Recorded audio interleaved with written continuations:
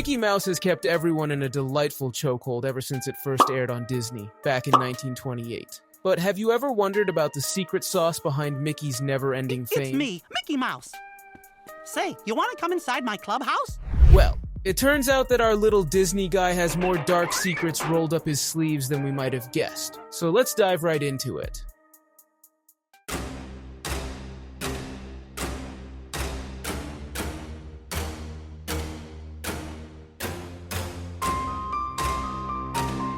This is Steamboat Willie, the 1928 cartoon that made Mickey Mouse a star. And this specific character is sort of kind of entering into the public domain in 2024. Steamboat Willie, public domain. The most iconic image that Disney has ever created. They're entering the public domain on the 1st of this year. Meanwhile, ages ago, Oswald the Lucky Rabbit was Walt Disney's first big character, making his debut in the late 1920s. He had the charm, the antics, and the potential to be a superstar.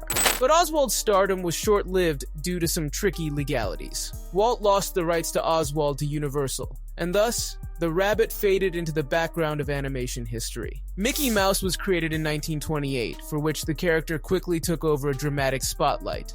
But why did Mickey become the face of a global empire while Oswald ended up as a trivia question? The key difference between Oswald and Mickey wasn't just about character design or personality, it was about innovation, specifically in sound. Back in the day, sound in movies was a bit of a mess. The jazz singer, the first talkie, used Vitaphone technology, which essentially played a film and a record simultaneously. But this had major issues as people would often hit play at the wrong time, causing the audio and video to go out of sync. Plus, projectionists didn't always replace missing frames properly, making the sync issues worse over time. However, the problems did not last long as Disney's longtime director, Wilfred Jackson, came to the spotlight himself to solve these issues. It turned out that a simple solution was to marry the sound directly to the film. This led to the creation of the variable density soundtrack. Imagine you have a light, 2 ribbons in a magnetic field, and a film strip. When you say Mickey into a microphone, it gets converted into an electrical signal.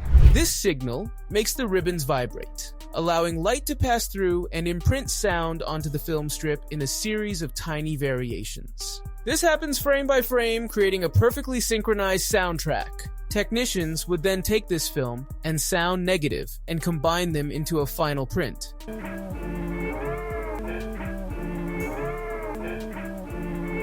When projected, a sensor would read the audio track's light, playing the sound in perfect sync with the animation. Competitors like the Fleischer brothers tried similar methods, but Disney was determined to master it. Walt Disney's first synchronized sound cartoon, Steamboat Willie, released in 1928, was a game changer. While earlier Mickey Mouse cartoons like Plane Crazy and The Galloping Gaucho, it was Steamboat Willie's seamless integration of sound that mainly captivated audiences. On the Steamboat Willie title slate, you'll see credit given to Cinephone, a sound-on-film system similar to Phonofilm. Disney didn't invent this tech, but he perfected its use in animation, much like how Steve Jobs didn't invent the MP3 player but revolutionized it with the iPod. So, in the end, it was the magic of synchronized sound that propelled Mickey Mouse into the spotlight, making him a legend.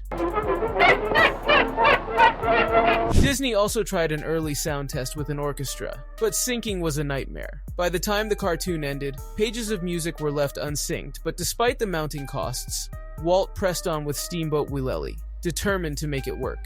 But the genius part of it all was them marking every 12th frame of a work print with India ink. This flashed white, acting like a metronome for the orchestra, helping them stay in sync with the cartoon. It was more like a low-tech solution to a high-stakes problem.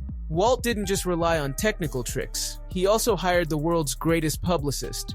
This guy was known for outrageous stunts, like fake kidnapping lead actresses to generate buzz. With his help, Disney aimed to make Steamboat Willie a sensation. Steamboat Willie premiered alongside Gang War at the Colony Theater in New York. For 2 weeks it played to packed houses and rave reviews. The New York Times praised its sound effects, noting it growls, whines, and squeaks. This was not just another cartoon, it was the cartoon of the sound age. However, Walt didn't just stop there. He added soundtracks to Plane Crazy and The Galloping Gaucho, turning Mickey into the poster child of synchronized sound cartoons. At this point, Mickey wasn't just a character anymore. He was a pioneer. Mickey Mouse might not be everyone's cup of tea, but his fame isn't just about his character. It's about pushing the boundaries of what was possible in film. Just like Toy Story revolutionized computer animation and Mario defined side-scrollers, Mickey was the breakthrough in synchronized sound. So, the next time you wonder why Mickey Mouse is so famous, remember, he didn't just steal hearts, but also innovated the very medium of film. And who knows, Mickey might be making a grand comeback with brand new episodes for all you Disney diehard fans. So, stay tuned for more Disney updates, and don't forget to hit the subscription button and let us know about your thoughts in the comments section below.